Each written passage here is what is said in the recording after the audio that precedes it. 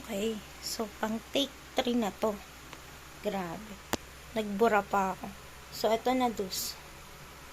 Central ray na tayo, diba?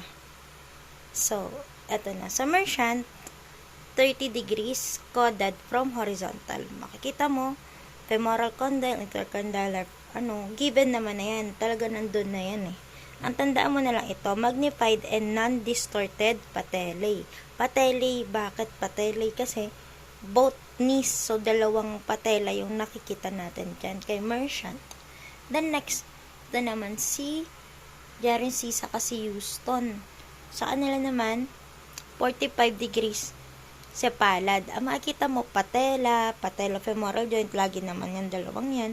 Pero ito na lang tandaan mo, demonstrate fracture and subluxation. Yan talaga yun. Tapos ito, bonus lang to na kaya niya rin mag-assess ng femoral condyles.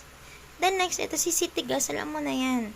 Patellofemoral joint na naman, saka demonstrate vertical fracture. Tanda mo ha, Tigas, vertical fracture. Tapos bonus din tong investigate articular surfaces. Then next, ito na si Sunrise. Si Sunrise, mapapansin mo, 30 din siya from horizontal.